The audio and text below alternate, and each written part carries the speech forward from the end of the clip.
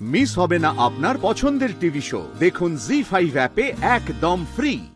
এই ঘটনাটা রূপ ছাড়া আর কেউ ঘটাতেই পারে না, কারণ রায়চকের বিভিন্ন রিসর্টে রূপের ভীষণ খাতির। ও প্রায় রোজই নিত্য নতুন মেয়েদের ওখানে নিয়ে যায় আর ইনোসেন্ট মেয়েদের সর্বনাশ করে। এই সব কিছুই ওই রিসর্টগুলোর যোগসাজশে। তাহলে ব্যাপারটা তো সহজ, ওই রিসর্টের লোকগুলোকে চেপে ধরলে সব সত্যি কথা বলে দেবে। না না না জিষ্ণু, এত সহজে আপনি এই কাজটা করতে পারবেন না।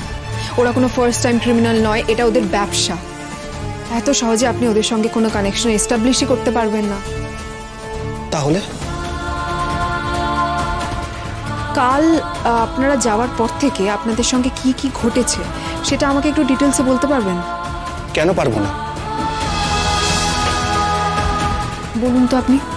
এইবার রূপসানালের শেষ হওয়ার সময় এসছে, অনেক হয়েছে, ওকে আমি শেষ করেই দেব। আপনার কি মনে হয়েছিল মেঘের ব্যবহার ক্রমশ অসংলগ্ন হয়ে যাচ্ছে? না, তখন সেরকম কিছু মনে হয়নি, কিন্তু একটা ব্যাপারে আমি খুব অবাক হয়েছিলাম জানেন। মেঘ কোনোদিন আগে এরকম ভাবে আমার সঙ্গে কথা বলেনি। আসলে ও তো একটু আলাদা ধরনের। আমি তো আগে কতবার মেঘের গানের প্রশংসা করেছি, কই ও তো আগে কোনোদিন বলেনি আমি ওর সঙ্গে ফ্লার্ট করছি। মেঘ না কথা বলতে বলতে বারবার মাথা চেপে ধরছিল। ও বলল যে ওর মাথাটা ঘুরছে। আমি জিজ্ঞাসাও করলাম যে কেন এরকম হচ্ছে। তখনও বলল ওর ওই মোশন সিকনেস আছে, এত দূর জার্নি করে এসেছে তাই হতেই পারে। তখন আমি বললাম যে আমার কাছে ওষুধ আছে, তোমাকে মাথা ঘোরার ওষুধ দেবো কিনা। তখনও বললো যে না, ওর কাছে ওষুধ আছে। তারপর আমি রেস্ট নিতে নিজের রুমে চলে গেলাম। ইনফ্যাক্ট আমার অস্বস্তি হচ্ছিল মেঘের কথা ভেবে। আমি ওর মোবাইলে ফোন করলাম, কিন্তু ধরলো না। আমার চিন্তা বেড়ে গেল। আমি ইন্টারকমে কল করলাম, সেটাও বেজে গেল, ধরলো না। তখন আমি আর থাকতে না পেরে ওর দরজায় কি নক করলাম, বেল বাজালাম, তাও খুললো না। আর আমি তখন ভয় পেয়ে গিয়েছিলাম। তারপর কি হলো? তারপর ও যখন দরজাটা খুললো তখন দেখলাম ও পুরো আউট, ওর কোনো হুঁশ নেই। আমি ওকে দেখে প্রচণ্ড ভয় পেয়ে গেছিলাম। আমি কি যে করবো আমি বুঝতে পারছিলাম না। আমি ওকে স্বাভাবিক করার চেষ্টা করছিলাম। আমি বুঝতে পারছিলাম ও সম্পূর্ণ নেশাগ্রস্ত হয়ে রয়েছে। আমি যে কি করবো আমি ভয় পেয়ে গেছিলাম।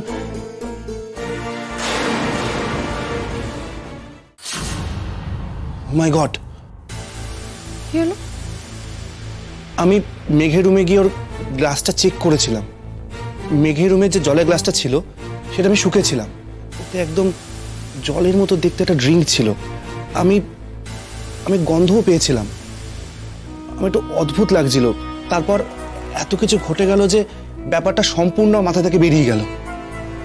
আমি শিওর কেউ মেঘকে চক্রান্ত করে ডিবিন করার চেষ্টা করেছে। এটা কোনো কাঁচা মাথার কাজ হতেই পারে না, এটা পাকা মাথার কাজ।